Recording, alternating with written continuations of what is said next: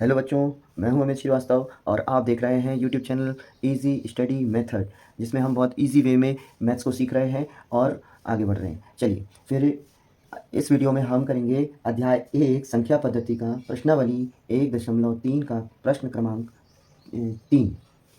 और ये बहुत इंपॉर्टेंट क्वेश्चन है। मैं पहले बता दूं कि ये क्वेश्चन आता ही आता है ना। और संख्या बदल के भी देते तो आपसे बन जाए। मेरा ये कहना है कि वह प्रश्नावली के सवाल नहीं करने हैं। प्रश्नावली के सवाल हम कर रहे हैं कि हमारी प्रैक्टिस हो, लेकिन एग्ज़ाम में क्वेश्चन चेंज करके भी आते हैं, तो हमको रेडी रहना चाहिए कि नंबर आप चेंज कर दीजिए, हमको तब भी बनेगा, है ना।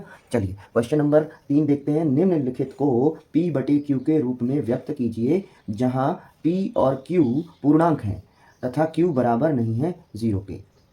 पहला क्वेश्चन है 0.6 के ऊपर बार। इसको हमको किस में बदलना है? ये आए हुए क्वेश्चन है पूरे, है ना। तो पहला जो है 0.6 बार, 0.6 बार को हमें किस में बदलना है? P/Q के रूप में, ठीक है। जैसे अभी पिछले वीडियो में हमने देखे थे कि P/Q था, उसको अपन ने चेंज किया था दशमलव के फॉर्म में। अब यहाँ इसको उल्टा करना है, ठीक है। चलिए इसको हल करते हैं। बहुत ही आसान है और अच्छा नंबर देके जाता है ये क्वेश्चन, ठीक है। तो देखिए 0.6 बार, इसका मतलब है 0.66666, है ना। ये आता ही जा रहा है, रिपीट हो रहा है। तो इसको अपन क्या मान लेते हैं कि माना कि ये 0.6 बार क्या है? एक्स है, ठीक है। तो अपन पहले लिख लेते हैं माना कि 0.6 एक्स बराबर लिख लेते हैं। माना कि एक्स बराबर 0.6 बार, यानी 0.6666, ये जो आ रहा है ये क्या है? हमारा एक्स है, ठीक है। अब क्या कर दें? अब हम देख रहे हैं दशमलव के बाद कितने नंबर हैं जो रिपीट हो रहे हैं? एक ही नंबर है, वो है 6, है 6। तो क्या करेंगे? यहाँ हमको ये ध्यान रखना है कि यदि एक नंबर है तो हम 10 से मल्टीप्लाई करेंगे, यहाँ एक्स में 10 से गुणा, दोनों पक्षों में एक्स से गुणा, है ना। और यदि वो 2 नंबर होते तो 100 से गुणा करते, 3 नंबर रिपीट हो रहे होते हैं तो 1000 से गुणा करते, ठीक है। तो यहाँ 10 से गुणा करेंगे। अब इसको छोड़ दीजिए, यहाँ से लीजिए 10 से गुणा करेंगे तो देखिए 0.6666 है। जब 10 से गुणा करेंगे तो दशमलव कहाँ जाएगा? एक अंक दाईं ओर खिसकेगा, तो ये हो जाएगा 6.6666, है ना। तो इसको लिखेंगे 6.666, है ना। और आगे भी 6 आ रहा है, अनगिनत बार आ रहा है 6, ठीक है। अब इसको हम क्या जान सकते हैं? ये हम अगला ये जान रहे हैं कि 6 दशमलव है, यानी 6 प्लस 0.666, है ना। 6 में जुड़ा हुआ है ना, जोड़ने पे आ गया, ठीक है। तो और ये क्या है? ये हमारा क्या था? एक्स ही था। तो हम इसको क्या लिख सकते हैं? 10x बराबर 6 धन x, 6 धन x, ठीक है। अब आगे क्या करेंगे? x को दूसरे पक्ष में ले जाएंगे, बाएं पक्ष में, ठीक है।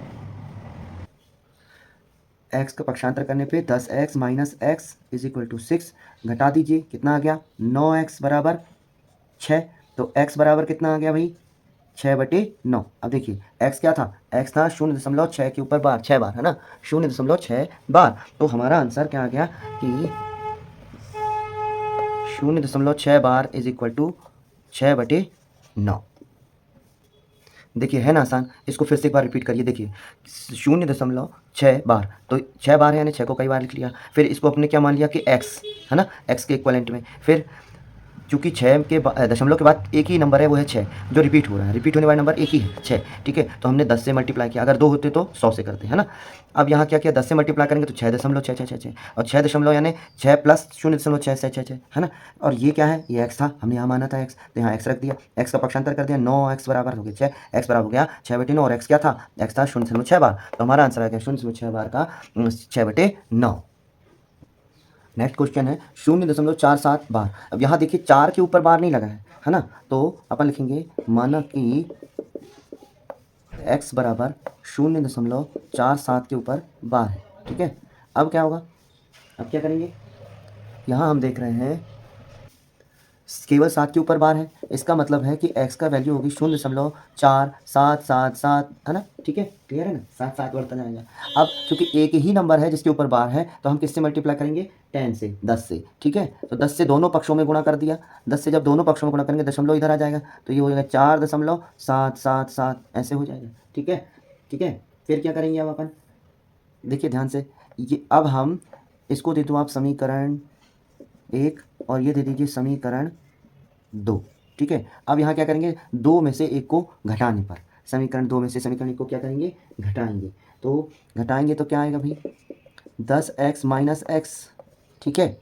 और 4.777 में से माइनस करेंगे 0.4777, है ना, ठीक है। अब इसको जो है इसको माइनस करके देखिए, हैं, देखिए माइनस करके, तो 4.777 में से माइनस करते हैं अपन 0.477 को, ठीक है।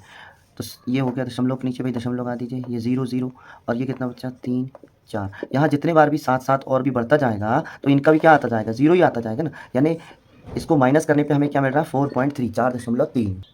तो हम लिखेंगे यहाँ बचा 9x इज इक्वल टू 4.3, तो x इज इक्वल टू क्या आ जाएगा भाई 4.3/9, 4.3/9। अब दशमलव हटाएंगे तो x का वैल्यू कितनी आ जाएगी 4 3 यानी 43/9, और यहाँ क्या आ जाएगा एक 0, इसी क्या है 43/90। और x क्या था, x क्या था, x था 0.47, तो इसको हम लिखेंगे 0.47 bar is equal to 43/90। Clear हो रहा है? चलिए नोट कर लीजिए। तो इस तरह से सवाल बनते हैं। एक हम आपको देते हैं 0.3 बार, 0.3 बार, इसको आप करके देखिएगा 0.3 बार, ये भी आया हुआ क्वेश्चन है, बहुत ईजी है, ठीक है।